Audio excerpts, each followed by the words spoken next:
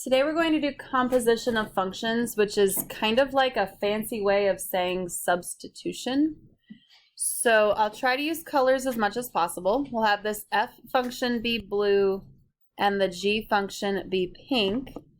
And first we are going to find f of g of x. F of g of x. Now I tried to use colors to show you what's really happening here. You're taking the g function, because that's the one in the middle, and you're plugging it into the f function. So we are going to take this entire g function, 2x minus 6, and put it in place of the x in the f function.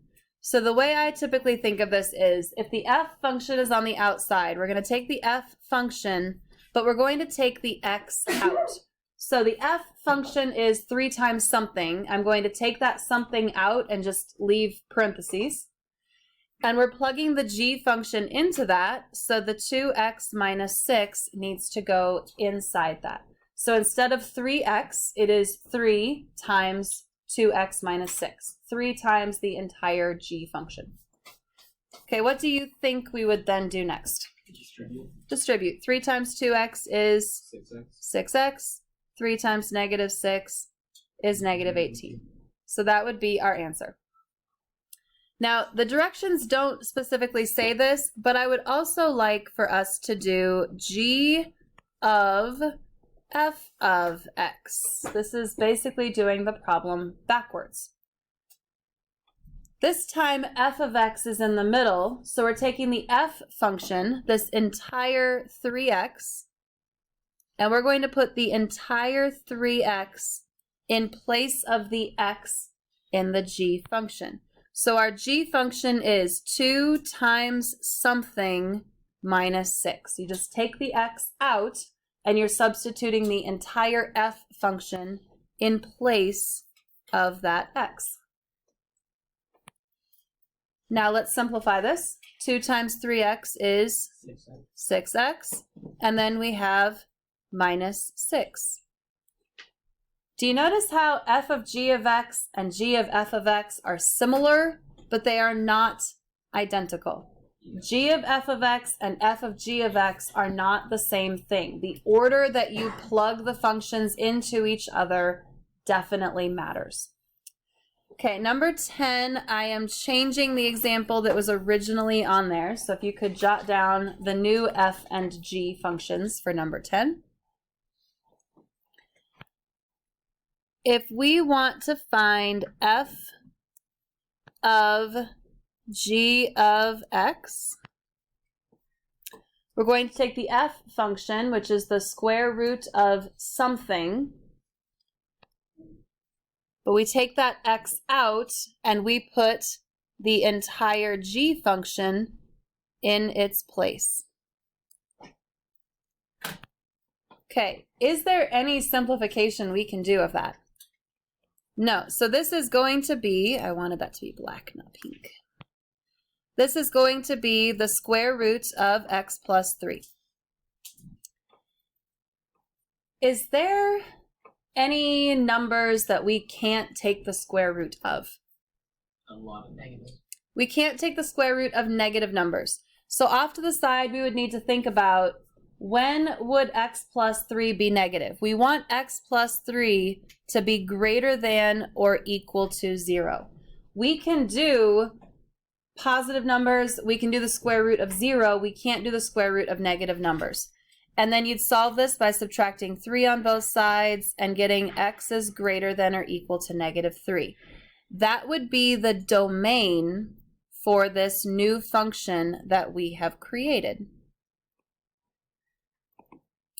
Now the good news is, normally the domain is not going to be that complicated to find. Normally what you'll need to do is just look at, like, x has to be positive, or x can't be the number 2 because that would create a 0 on the bottom. So the domain of the function, I want you to write down here, the domain is usually going to be all real numbers. hint, hint, wink, wink. If you're doing any of these problems on a test and it asks you for the domain and you have no idea, write down all real numbers, because most of the time all real numbers is the correct domain.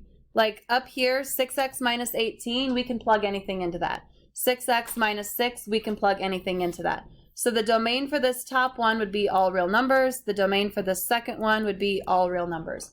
Normally the domain is all real numbers, but sometimes when you have square roots or x on the bottom of a fraction, that's when we have to think about maybe we can't use every single x value for this function.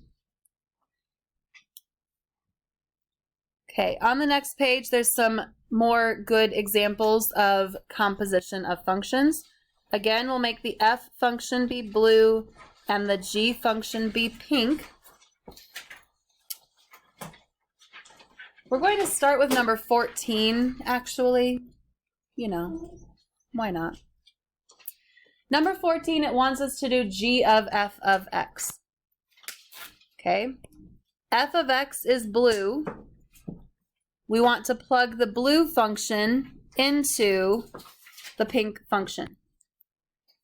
So instead of x plus 4, we're going to have something plus 4. We're going to plug that f function in place of the x.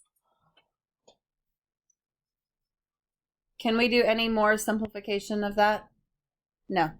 So x cubed plus 4, that is our answer. And it also says find the domain of the following functions. So for each of these, we need to write down what the domain is. Anyone want to be brave and take a guess on this one? All real numbers.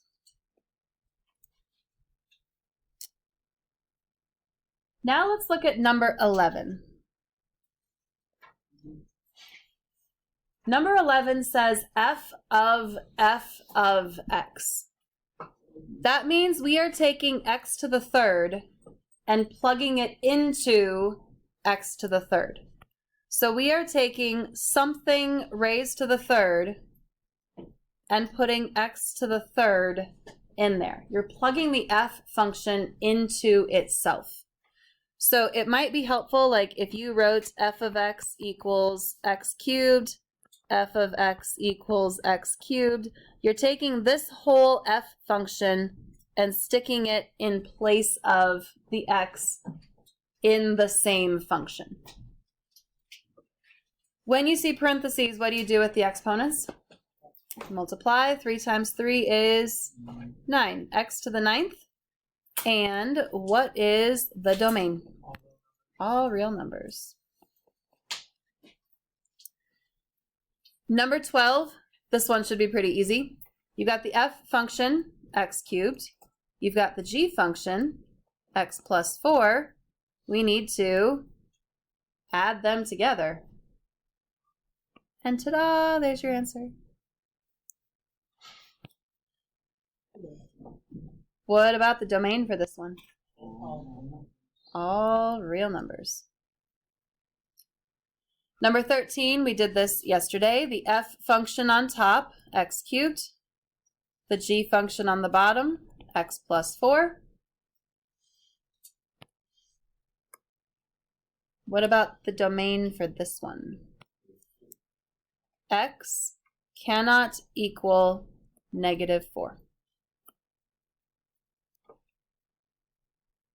So 4 problems, 3 of them had a domain of all real numbers. Only 1 of them had a restricted domain because it had a denominator. The denominator can't equal 0. Next, we are going to actually plug numbers in. We're going to do f of g of -3. Start at the middle. We're using the number -3. We are going to take -3 and plug it into the g function. So we're going to do g of -3, which means plug -3 into the g function 5x plus 1. So we're going to do 5 times negative 3 plus 1. What does that give us? Negative 14. Then we continue, and it says f of whatever we got from g of negative 3. So now we need to do f of negative 14.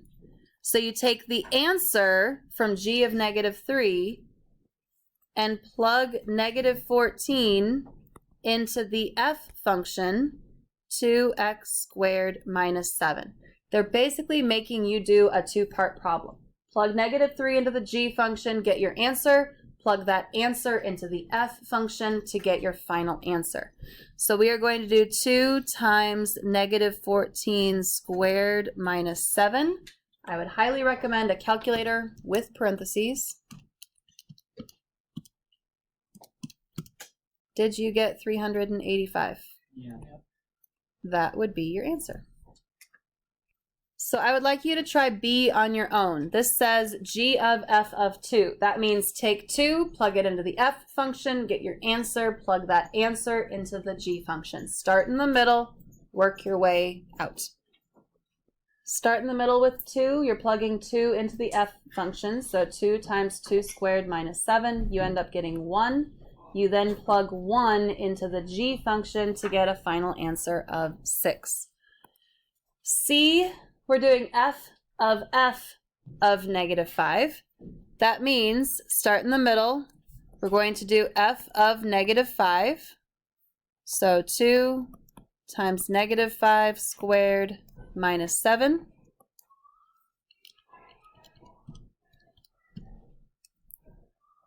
That gives us 43. What do we need to do with this 43?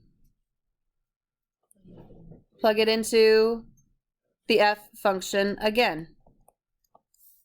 So 2 times 43 squared minus 7. This is probably going to be a pretty large number. 3,691.